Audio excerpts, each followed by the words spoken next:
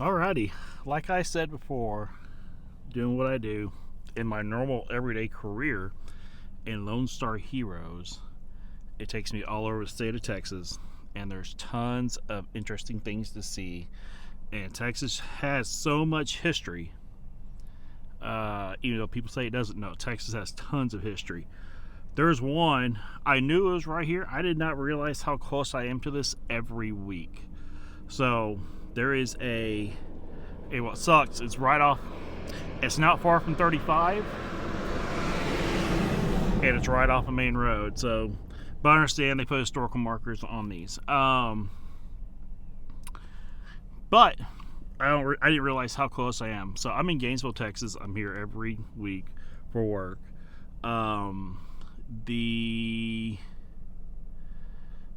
In World War II, they set up a military training installation, and they call it Camp Howze. I've had people tell me both ways. They call it Camp Howze and Camp Howze. So they set it up right here in Gainesville. The Army decided this was a great location because so close to Oklahoma, travel systems, all that. So now it's just a field, but there is remnants of, like, there supposedly the water tower is still there. You can see where the buildings were. There's a bridge. The old airfield is actually the Gainesville Airport, and I know someone that knows people that owns this land currently, which shows it's for sale. But I'm going to reach out to him and see if I can come out here and go across it. This was a huge installation. We're about to go over there and read the historical marker, but I'm going to show you. So there's I-35, like we're literally on the border, and this is Camp Howze. So this was a very, very, very large training installation, and eventually a POW camp. There's a town down Highway 82 called Munster. It was obviously settled by German POWs that wished to not return to Germany. And for those that don't know, I am German. So, and actually, if you drive through downtown Gainesville, it has a cobblestone brick road. It was laid by German POWs. So here's the mile marker. We'll start from, I want to say that to Chris Restores. This one needs a little touch up, kind of faded. So in operation from 1942 to 46, Camp Howze served as the infantry training facility during World War II. It was named for General Robert Lee Howze, a native Texan whose distinguished career in the United States Army began with a graduation from West Point and included service in France, Puerto Rico, Germany, and South Dakota Indian War, and the Philippine Insurrection 1899-19. Damn, that dude went through kind of a badass. So Clifford McMahon of Gainesville, Chamber of Commerce first contacted the federal authorities with the idea of establishing a military installation here. Attracted by the community's active endorsement of the plan, the government activated Camp Howze on August 17, 1942, under the command of Colonel J.P. Wheeler. In addition to the infantry training, the base was also the site of a German prisoner of war camp and an air support command base, now the part of the Gainesville Municipal Airport, which I'm going to find out what we can see there. Services provided for the soldiers included camp exchanges, libraries, chapels, theaters, service clubs, and the base newspaper of the Camp Howze Howitzer. The economic and social impact of Camp Howze on Gainesville was significant and was instrumental in the town's rapid growth and development. So I do know for a fact that this was huge for Gainesville. This really set Gainesville up for the success it is today, being a border town as well.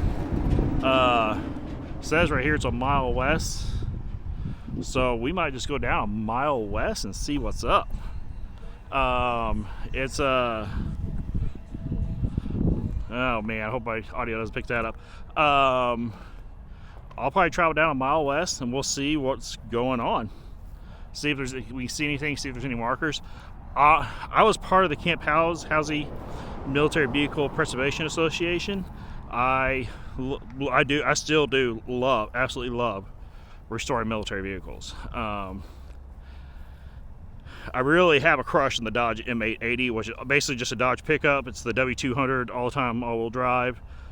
Hell of a truck. But let's just go west and see what we can find. A mile. I mean, what's a mile? Let's go look. All right, I am exactly 1 mile west, and it's crazy because you can tell this is it. I can actually see structures now. So I'm gonna see if my see if my drone is charged. I'm gonna put it up and look, because I don't know if y'all can see them, but right back there is some concrete structures. So don't you hate when you hit the wrong button? I finally got this set up the way I like it, and I'm using the Pocket 3. Fantastic camera. A little bit of a learning curve. So I know I'm here. Historical signs down there. I actually see structures. I have my drone in the truck with me. I don't know if it's charged though. That's the big thing. But I can see structures. So what I'm gonna do is I'm gonna wrap this video up here because it's pretty cool. There's so much history right here. World War II history. POWs, everything you could think of was right here. So I don't know if it'll even let me put my drone up being this close to the airport. I do have clearances for it, but I don't know. But I literally see structures right there. So I'm in the talking portion of this video now, and we'll go see. It's a perfect day to fly too. No wind, nothing. So it's pretty cool. I actually never been here. I love World War II history. It's just neat to see where, I mean, a lot of big regiments went through here, and it's just cool that this is where it all happened. So it'd been cool if they preserved it, but I understand there's so many pop-up bases, and at the end of the day, did Gainesville, Texas need to be a military installation? Probably not. Is what it is though. So I'm gonna put the drone up. Thank y'all for watching. You know what? I wonder if that's the old water tower right there.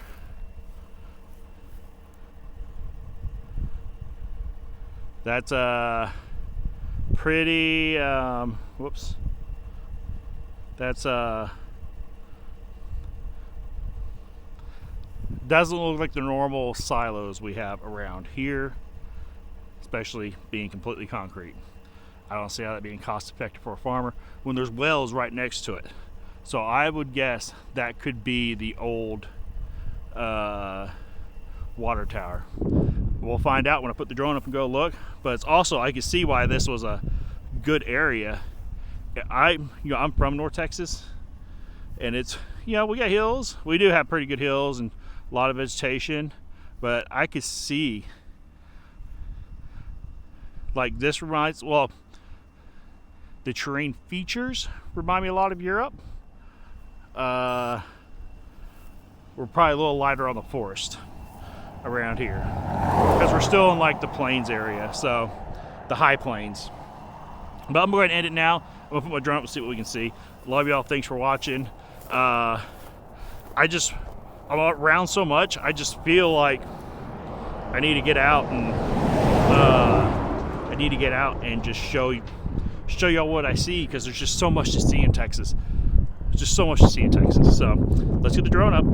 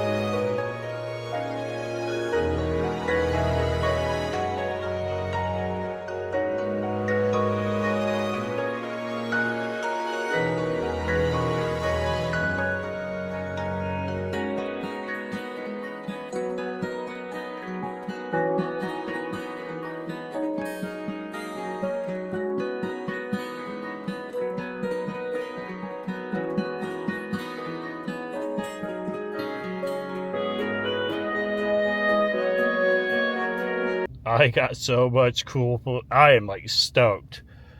Obviously, you saw the footage already.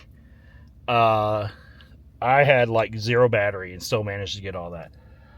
What I think I'm going to do is go get a map of the camp, and I'm gonna fully map it with my drone.